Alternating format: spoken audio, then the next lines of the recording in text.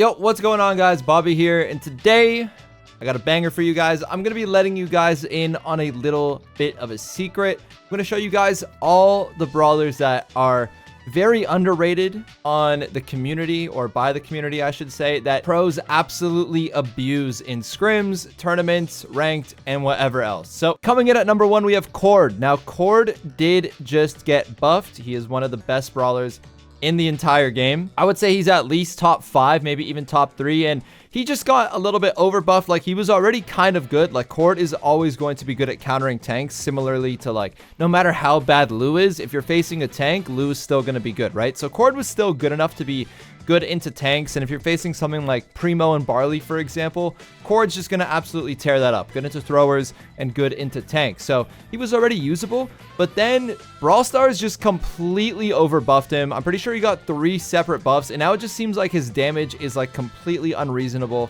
He is absolutely insane, and on Brawl Ball, on even like Heist for defense, on Hot Zone, like Gem Grab, you name it, Cord is one of the best brawlers in the game, and this is the time to play him. Next up, we have Ems, and very similarly to Cord, Ems was a little bit in the meta, not as much as Cord, but if you're facing something like a Poco or a tank, obviously Ems is still going to do a lot of nasty work, specifically in Brawl Ball and Hot Zone. And now they just buffed her damage. She does way too much damage, so now she's a really good counter for those healing comps, specifically that you see in Hot Zone, so like Berry comps and Poco comps.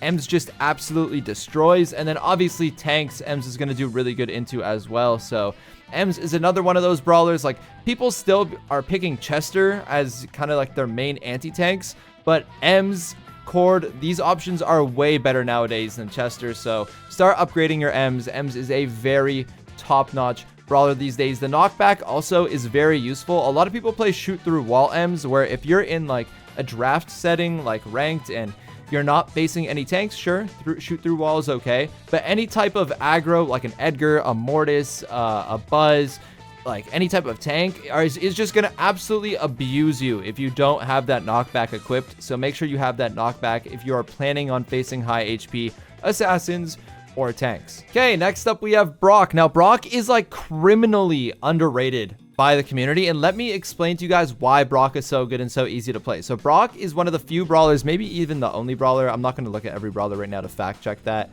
has explosive damage radius. So you don't have to physically hit those Brock shots for the Brock shots to actually do damage. Now, why is this broken?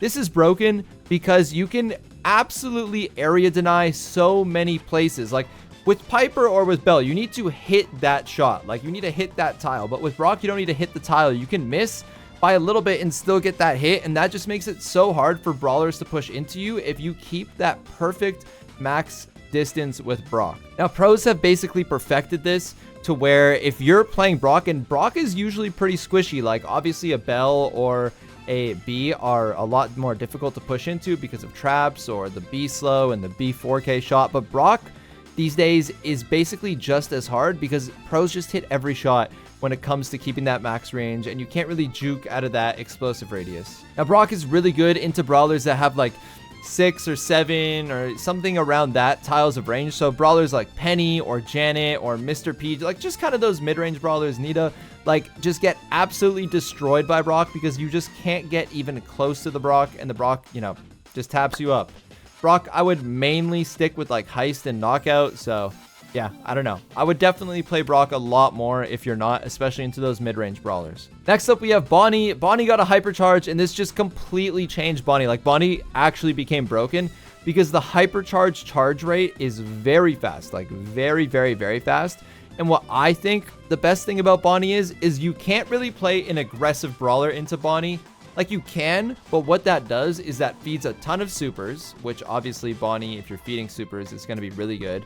It feeds a ton of hypercharge, and then the actual hypercharge itself, if you are an Ollie or a Daryl and you roll onto me and I have Bonnie hyper, I just click my purple button, I click my yellow button to jump up, it stuns you when I jump up, and then it stuns you when I land, and then I kill you, and there's nothing you can do because you are stunned the entire time. Like, it is very broken. The optimal thing that you want to look out for is you kind of want to face like one tank and one sniper. So you want to feed off of the tank, get your super and your hypercharge off of the tank, and then go and jump on that sniper. So that's what you want to be doing with Bonnie 100 out of 100 times. Very broken brawler, good on open brawl ball maps, good on knockout and bounty now, and then obviously really good on heist. So I would stick to those modes, but if the maps are open, you could definitely play Bonnie also in like gem grab or hot zone.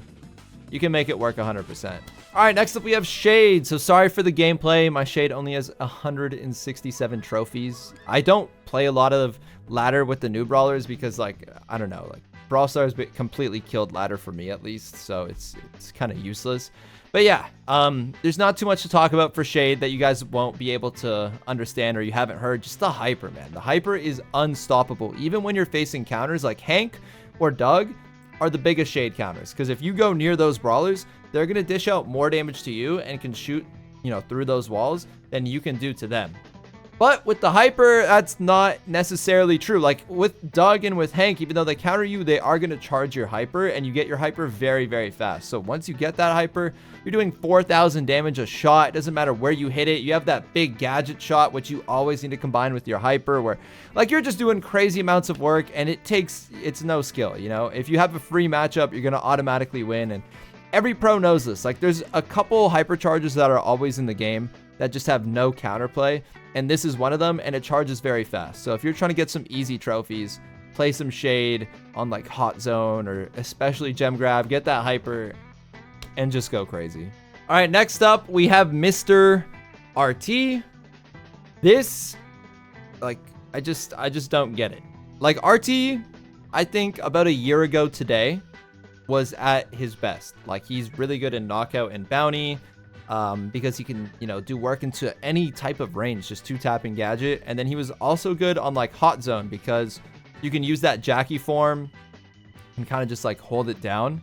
But then as more and more hypers came into the game, RT kind of lost his footing, especially in those like hot zone, gem grab, or brawl ball maps. Because although he was good, he just didn't have like consistent like crazy outbursts like some of these other brawlers did, like Kenji when Kenji got hyper, or Ali that just came into the game, or Melody when Melody's hyper was broken. But now you cannot say that no more, because this hypercharge makes no sense. There's no way to stop it. There's no way to move out of the way. There's literally just absolutely nothing you can do, and that's the sad truth of it. Like, it's amazing how little you can do about this RT hyper. And it completely has brought back RT. So RT and bounty, I don't know about bounty too much. I still think you can definitely work in bounty. On knockout, RT is a demon. Like you have to pick RT in like all your knockout maps. But if you like playing in that Jackie form, you can honestly make RT work in gem grab, brawl ball, and hot zone now. It can definitely 100% work because you are going to charge that hyper when you're facing higher HP opponents. If you are going to play those aggro maps though, don't play the gadget that confirms kills or like does damage when they're marked. Play the gadget that gets you that Jackie form and can take you out of it so you're not stuck in there, because that is just a complete playstyle switch for the brawler. And if you can master how RT works, you're going to have free wins on free wins if you're playing for trophies. This one's a little bit more obvious, but next up we have Charlie. Charlie's probably the most well-rounded brawler in the game right now. I think she got a little bit of a nerf to her spiders, which, you know, similarly to Tara pets, are just really good against brawlers with single fires, so like Bee and Belle and Piper. So brawlers that normally outrange Charlie can kind of fight back with that range buff now, and then also those spiders. So that makes Charlie good. But what really sets Charlie apart, especially as an anti-tank from all these other brawlers, like if you look at Ems or if you look at Chester, like these are brawlers that just do a lot of damage, right? And there's a chance that Ems has her little knockback, or maybe has her hyper, which also is a knockback, or that, you know, Chester has a stun or a bomb or something. But the thing with Charlie is once you get that super, once you get that cocoon, you just hold it. You don't use it, you just hold it. And if you're on Daryl, you know, Melody, Buzz, Doug, Jackie, Rosa, like Primo, you name it, any aggro brawler in the game, if you're on it, you can't play the game. There is nothing you can do to that Charlie or to anyone that is anywhere near that Charlie until that Charlie uses cocoon. And so, yeah, I don't know. It's just absolutely broken. You just hold that cocoon and you like kind of automatically win the game because the tank you're facing just can't do anything. So yeah, Charlie's the best anti-tank in the game right now, I think, with Cord. I would definitely like spam Charlie everywhere right now if you haven't been, because she's never going to be better than she is right now. Next up, we have Lily, and I think Lily is the best gem grab brawler. Even Charlie is not stopping a Lily. That's like the only brawler that Charlie is not stopping, because once Lily gets that hyper, it's literally just game over. Like, there's zero you can do. There's zero outplay. You just like teleport on someone's head really quickly, like bam, bam, dead. I don't even know like how to stop a Lily. Like, I really don't at this point, because most of the time it's like she kills you in that like hypercharge realm, and then your teammates try and help you, but then like she just invises away and like scurries off, and like you don't even know what's happening. Like, Lily's so good right now.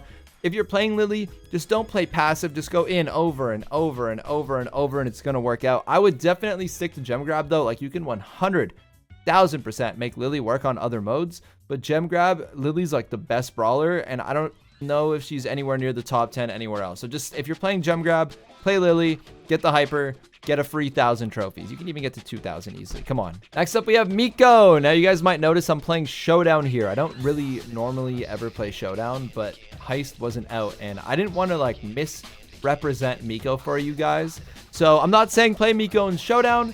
I just didn't want to play Miko anywhere else.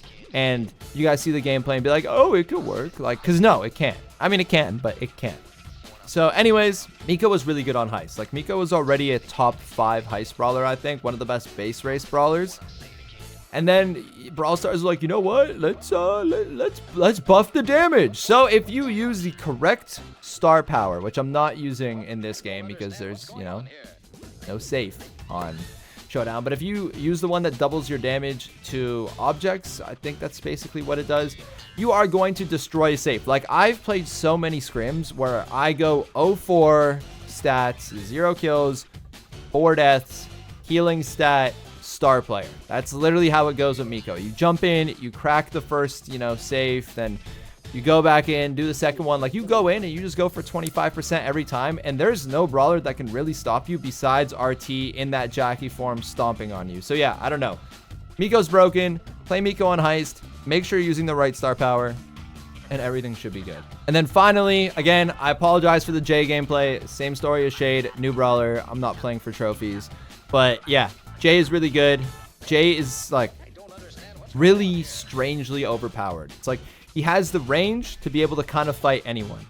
He has the heals, obviously. That is very helpful. You know, you can be a healer. He has the speed, also very helpful. One of the few brawlers that can give you speed in the game, kind of like a Max. And he switches those abilities very often. So, like, his shots give you those abilities, but every time you get a super, which has to be like every 4 or 5 seconds, you're just getting a circle of heals or a circle of speed, and this is something that's very useful. And then also on top of that, like, this brawler doesn't do a lot of damage, but the shots are very easy to hit. Besides the heal shot, the heal shot does shoot a little bit slower. At least that's what it seems, or it's thinner. It's one of the two, because that shot, the heal one, is harder to hit, but the shots are very easy to hit. So even though it doesn't do a lot of damage, it kind of like evens out there. And then the gadget that allows you to have a 2.3 thousand shot and does damage in, you know, that little like base circle when you actually click it is very good, because a tank can go on your face and you can click your gadget, auto aim, auto aim, auto aim, and that's what, let's do quick math, 9.2 thousand damage. That's broken. Like, that is a lot of damage for someone who is, you know, pretty good range, pretty easy shots to hit, pretty good heals, pretty good, you know, speed. So yeah, this brawler is a support brawler that pros are running on literally every single mode. And if you like playing support and you're not a big fan of tanks, like, I know a lot of people like to play Belle, Mandy, Gus, and, you know, I'm not necessarily one of those players, but I do know a lot of people who are like that. And if you do want to play more of a passive game and tanks aren't for you, learn Jaeyoung. Do us all a favor. Don't first pick Mandy on Heist. Learn Jaeyoung, and you guys are going to figure out that this is actually pretty crazy. So yeah, it's going to be my video for today. I hope you guys enjoyed, and if you guys did, make sure to like, comment, and subscribe. I'm going to be back again soon for both streams and vids. So until then, peace out. I'll see y'all next time.